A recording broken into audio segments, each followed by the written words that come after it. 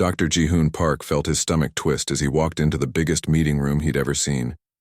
The Galactic Council chamber was massive, so huge that Earth's largest stadium would fit inside it 3 times over. Alien voices echoed everywhere, creating a noise that sounded like a broken radio mixed with a construction site. "Stay close and don't touch anything," whispered Ambassador Minseo Kim, humanity's top diplomat. She pointed toward a group of towering lizard-like creatures covered in battle scars. "Those are Caraxians. They've been fighting wars for 10,000 years and love to remind everyone about it." Ji-hoon nodded, trying not to stare at the crystal beings floating nearby. The Zephyrite looked like living diamonds, their bodies glowing with cold blue light. Every few seconds they made musical sounds that hurt his ears. These aliens had technology so advanced they could probably turn Earth into dust with a thought. But what really caught Ji-hoon's attention wasn't the scary warriors or the glowing tech masters. In the far corner of the room, almost hidden in shadows, sat the strangest group yet. They looked fragile, like they might break if someone sneezed too hard. Their skin was so pale it was almost see-through, and their arms were longer than any humans. While every other alien species was talking, arguing, or showing off, these beings just sat quietly, writing in old-looking books. "Who are those guys?" Ji-hoon asked their Caraxian guide, a 7-foot-tall warrior whose face looked like it had been through a blender. The alien's jaw clicked in what might have been laughter. "Valdry. They write down what happens in meetings. Completely useless. Don't waste your time." During the 3-hour meeting, Ji-hoon watched the political circus unfold. The Caraxians wanted to build more weapons. The Zephyrite wanted to share technology, for a price, of course. The slick business aliens called the Hegemony wanted to set up trade deals that would probably leave humanity broke within a decade. Everyone talked about humanity like they weren't even in the room. "The newcomers need guidance," said one alien.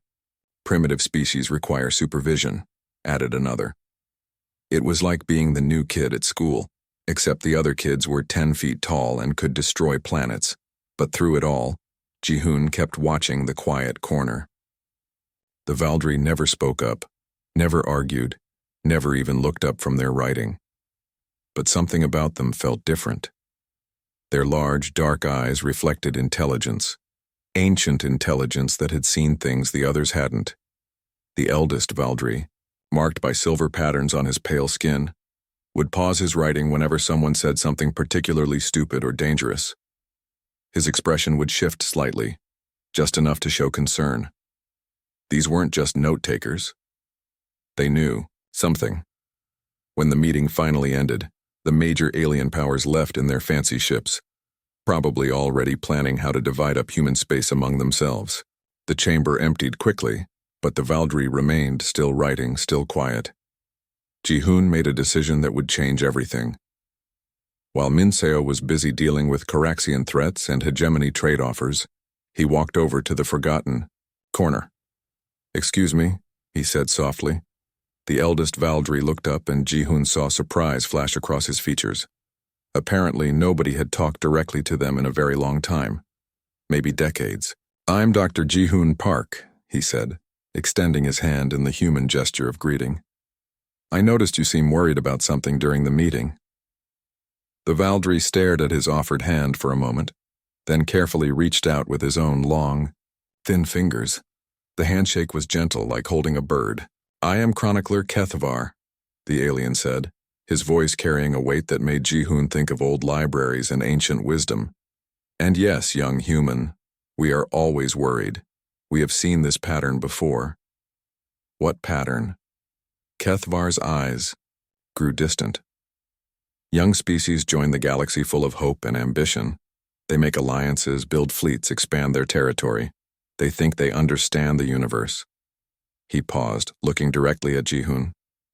"They do not know what comes from the dark between stars." A chill ran down Ji-hoon's spine. "What comes from the dark?" "Something that makes all these political games meaningless," Kethvar whispered. "Something that treats advanced civilizations, like farmers treat wheat, as something to be harvested when the time is right." The other Valdry had stopped writing and were listening now. Their ancient faces showed the same expression, The look of people who had seen terrible things and were waiting for them to happen again. The Caraxians with their mighty fleets, the Zephyrite with their perfect technology, the Hegemony with their vast wealth, Kethvar continued. They argue about territory and trade routes while something approaches that will make all their power useless. Ji-hoon felt his mouth go dry. How do you know this? Because we are the only ones who remember. We are the only ones who survived the last time. Kethvar's grip on his writing tablet tightened. The last time the galaxy was harvested, the word harvested hung in the air like a death sentence. Ji-hoon realized that while humanity was worried about fitting in with galactic politics, something much worse was already on its way. And the only ones who knew about it were the species everyone ignored, the species everyone had forgotten. 3 months had passed since humanity's first awkward introduction to galactic politics. Dr. Ji-hoon Park had been exchanging messages with chronicler Kethvar almost daily, learning more about galactic history than any human textbook could teach.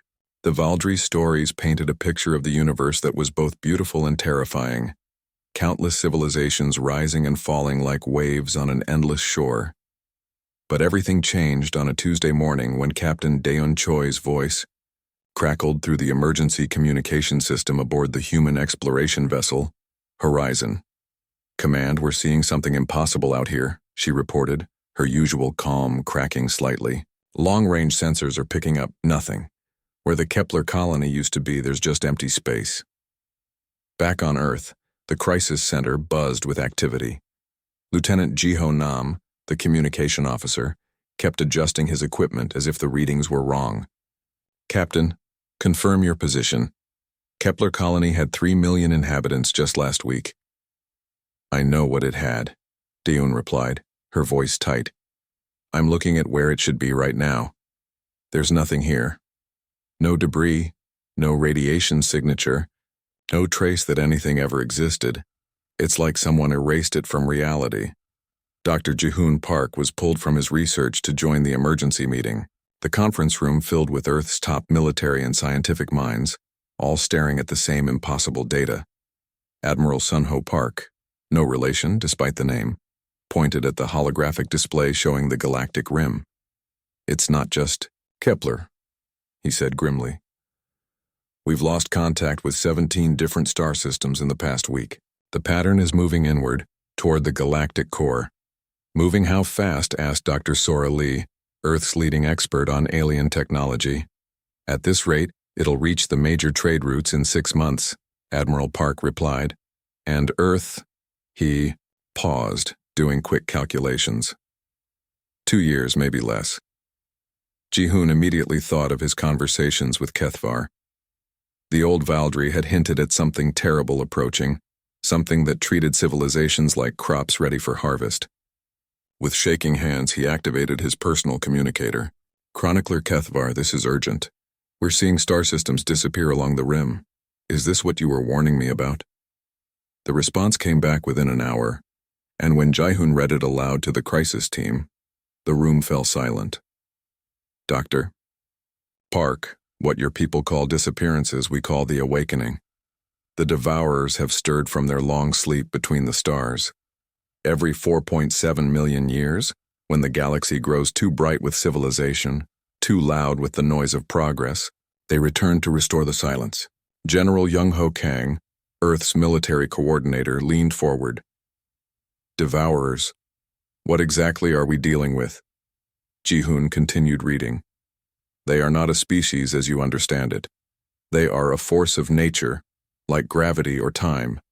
They consume matter, energy, and information, converting everything into more of themselves. What makes them truly terrifying is their ability to adapt. Every weapon used against them becomes part of their knowledge. Every defense becomes a puzzle they solve." Room erupted in worried murmurs. Dr. Sora Lee raised her hand for quiet. "Ask him how they can be stopped." Ji-hoon typed the question and waited. The response was even more chilling than before. "Dr. Park, in all our recorded history, they have never been stopped. Only survived. We Valdry are the only species to witness their previous awakening because we learned to hide. We watched from the archives of dead worlds as every great civilization of that era was consumed. The Eternal Empire with their planet-sized warships.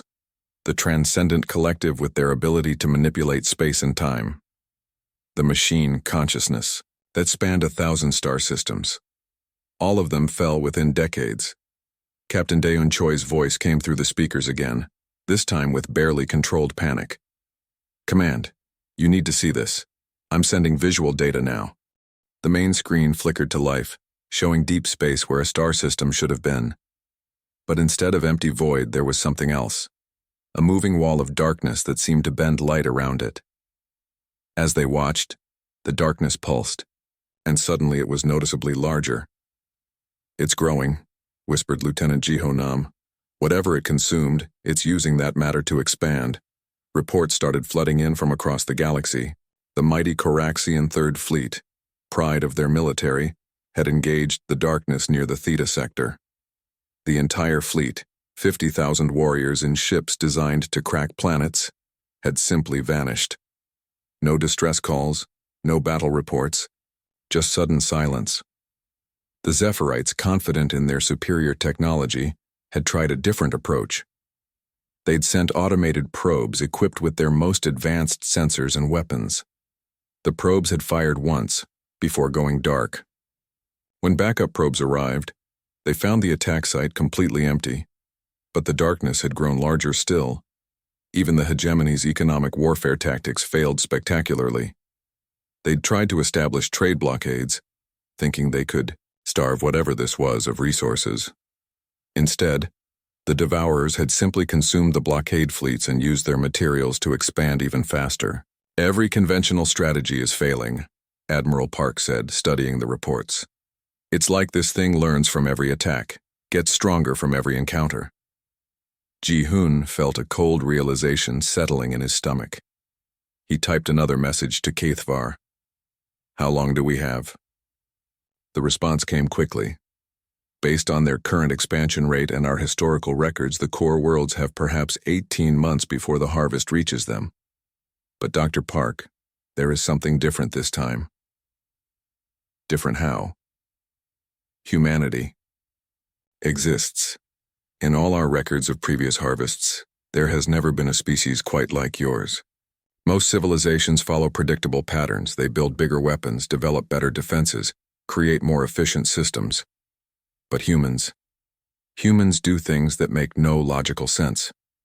You create beauty for no purpose, tell stories that never happened, and find meaning in randomness. Perhaps." The message trailed off, leaving Ji-hoon staring at the screen. Perhaps what? But before he could ask, another emergency alert sounded. The Vega system, humanity's newest colony, had just gone silent. The storm was no longer approaching. It was here, and it was hungry. While the galaxy's great powers continued their political games and military posturing, something ancient and unstoppable was erasing civilizations from existence, growing stronger with each world it consumed. And humanity, the newcomers everyone had dismissed as primitive, suddenly found themselves face to face with a force that had ended galactic civilizations before Earth-Sun had even formed. The harvest had begun. Throughout human history, our ancestors looked up at the night sky and wondered about the mysteries above. They didn't have telescopes or computers, but they had something equally powerful: curiosity and clever minds. These ancient people became the first astronomers, mathematicians, and engineers, laying the foundation for everything we know today. Picture yourself thousands of years ago, standing in an open field under a star-filled sky. Without city lights to hide the view, you'd see countless stars scattered across the darkness. Ancient civilizations saw these same stars and began to notice patterns. They realized certain stars moved in predictable ways, while others seemed to stay in the same place. This simple observation led to incredible discoveries. The Babylonians were among the first to track these movements carefully. They noticed that some bright objects wandered across the sky in regular patterns. These wandering stars, which we now call planets, helped them create the first calendars. They could predict when seasons would change, when to plant crops, and when floods might come. This wasn't just science, it was survival. Ancient Egyptians took this knowledge even further. They used their understanding of star movements to build the pyramids with incredible precision. These massive structures align perfectly with certain stars and compass directions. Without modern tools, they created monuments that still amaze engineers today. The builders had to calculate angles, move enormous stones, and coordinate thousands of workers. Their mathematical skills were extraordinary. In ancient Greece, philosophers and mathematicians pushed human understanding to new heights. They didn't just observe the sky, they tried to explain what they saw. One brilliant thinker calculated the Earth's circumference using nothing but shadows and basic geometry. His answer was remarkably close to what we know today. Another figured out that the Earth was round by watching how ships disappeared over the horizon. These ancient Greeks also developed the idea that everything in nature follows mathematical rules. They believed you could understand the universe through numbers and logical thinking. This revolutionary concept changed how humans approach problems. Instead of just accepting mysterious events, people began looking for patterns and explanations.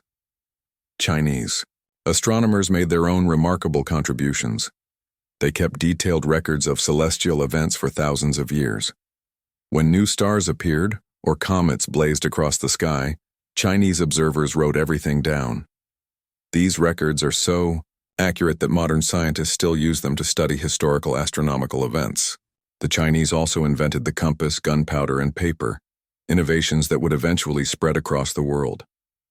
Islamic scholars during the medieval period preserved and expanded on ancient knowledge.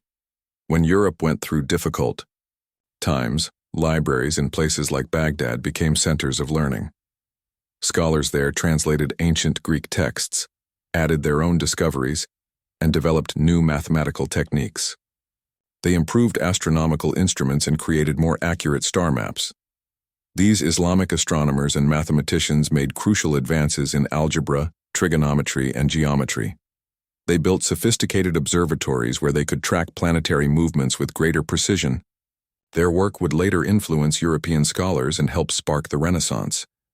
Meanwhile, in the Americas, civilizations like the Maya developed their own incredible astronomical knowledge. They created calendars more accurate than anything Europeans had at the time.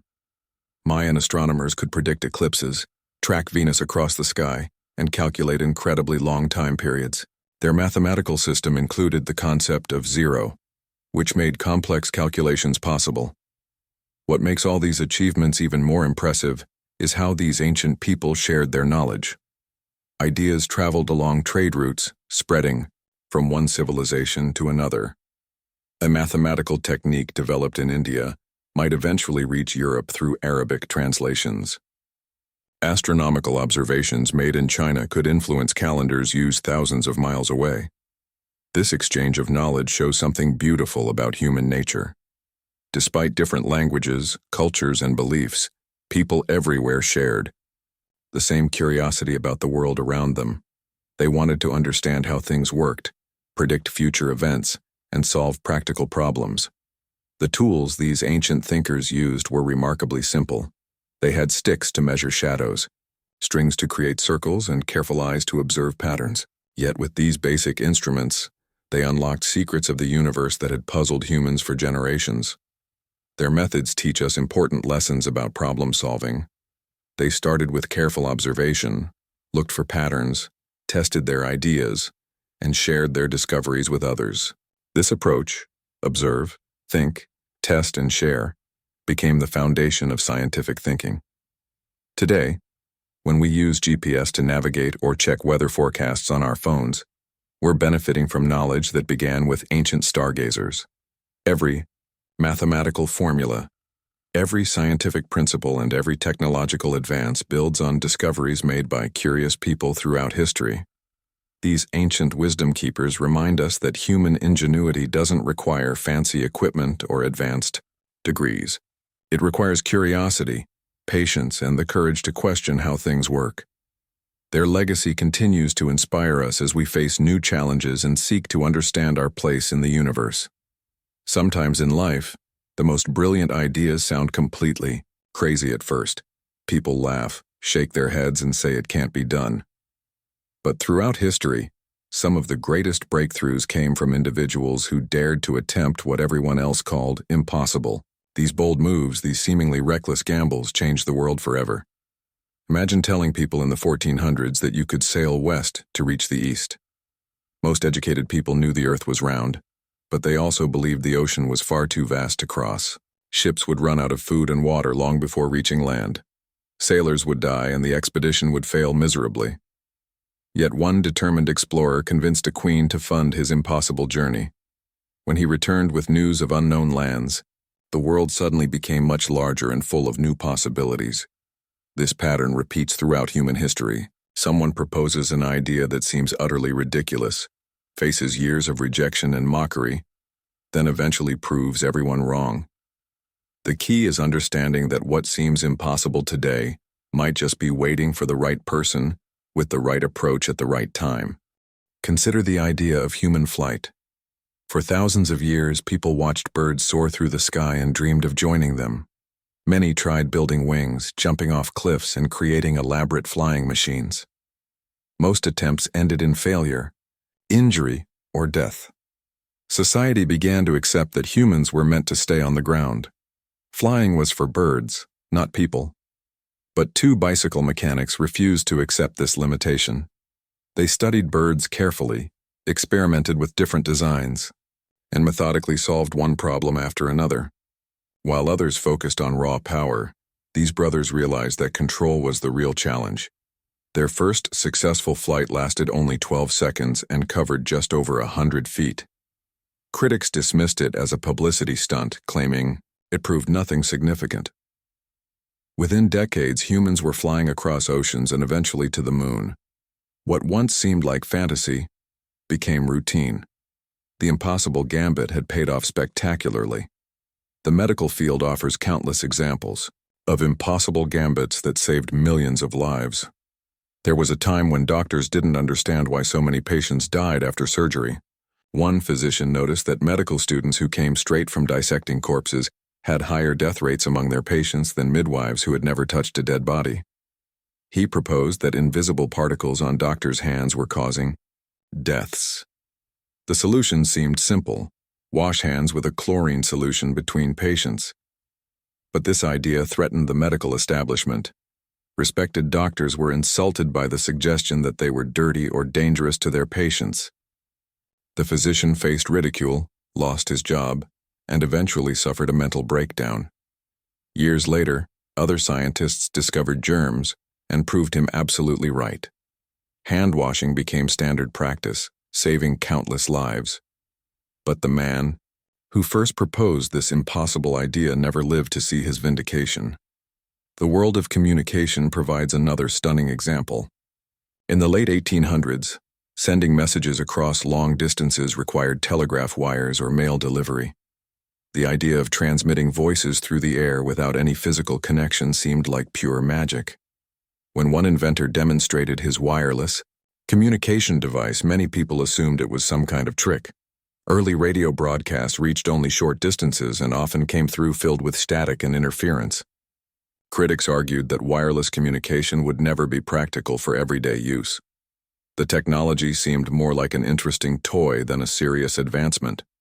Today, we carry devices in our pockets that can instantly connect us with people, anywhere on Earth. We stream music, watch videos, and access vast amounts of information through invisible signals traveling through the air. The impossible gambit of wireless communication transformed how humans share information and stay connected. These stories share common elements that teach us valuable lessons about innovation and persistence. First, the person attempting the impossible usually faces intense opposition from experts in their field. Established authorities have invested their careers in existing methods and often resist change, even when presented with evidence. Second, early attempts rarely work perfectly. The first airplane flight was brief and shaky. Early radio broadcasts were full of static. Initial medical theories about germs were incomplete. But each failure provided valuable information that led to improvements. Third, timing matters enormously. Some ideas arrive before the supporting technology exists. Others come when society isn't ready to accept them. The most successful impossible gambits happen when knowledge, technology, and social conditions align just right. The courage to attempt these impossible gambits requires a special kind of thinking. You must be willing to ignore conventional wisdom, accept repeated failures, and continue working despite criticism and doubt. Most importantly, you need absolute conviction that your impossible idea will eventually work. Today, new impossible gambits are being attempted all around us. Someone is probably working right now on something that experts consider completely unrealistic. History suggests that some of these crazy ideas will eventually change our world in ways we can't imagine. The next time you hear about an idea that sounds absolutely impossible, remember these stories. Sometimes the most ridiculous proposals contain the seeds of tomorrow's breakthroughs. In every generation, certain people step forward when the world needs them most. They don't wear capes or possess supernatural powers, but they carry something. Equally important, the willingness to protect what matters for future generations. Today, a new breed of guardians is emerging, facing challenges that would have seemed like science fiction just decades ago. These modern guardians come from unexpected places. A teenager in a small town notices that local streams are changing color and starts investigating water pollution. A grandmother in the city begins teaching neighborhood children about growing food in small spaces. A young programmer discovers security flaws that could affect millions of people and works tirelessly to fix them before criminals can exploit them. What makes these new guardians special isn't their age, background, or formal training. It's their ability to see problems that others overlook and their determination to act when action seems impossible. They understand that waiting for someone else to solve critical issues often means those problems will only get worse. The environmental guardians face perhaps the most daunting challenges. They're working to protect forests that have stood for centuries, oceans that cover most of our planet, and an atmosphere that sustains all life on Earth. Unlike problems that previous generations could solve with simple tools, environmental issues require global cooperation and long-term thinking. These guardians use technology in creative ways to make their voices heard. They create documentaries that reach millions of viewers, organize online campaigns that span continents, and develop new methods for cleaning up pollution. Some focus on changing individual behavior, while others work to influence government policies and corporate practices.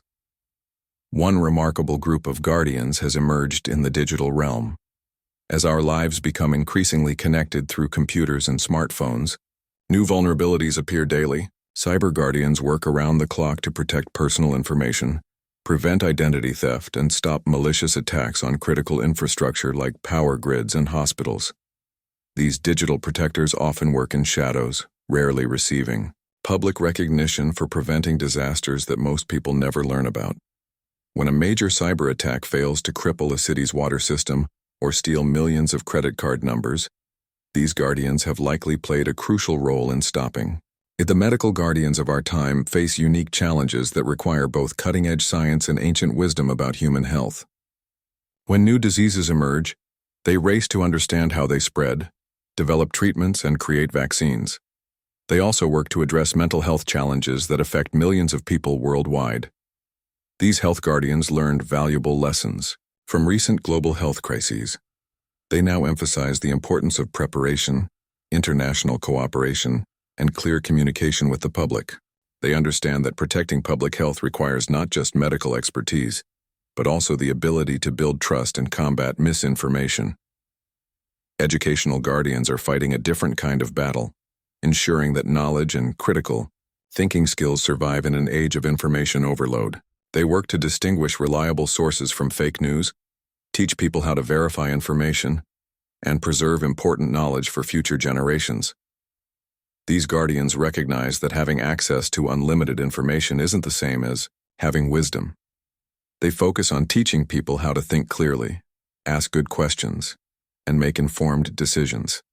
They understand that democracy and progress depend on citizens who can evaluate evidence and think independently.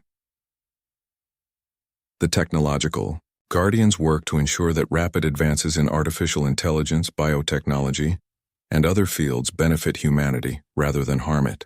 They're asking difficult questions about privacy, fairness, and the potential consequences of powerful new technologies. These guardians don't try to stop technological progress, but they insist that it should serve human needs and values. They work to prevent technology from widening inequality, eliminating human agency, or creating new forms of discrimination and oppression. What unites all these different types of guardians is their long-term perspective.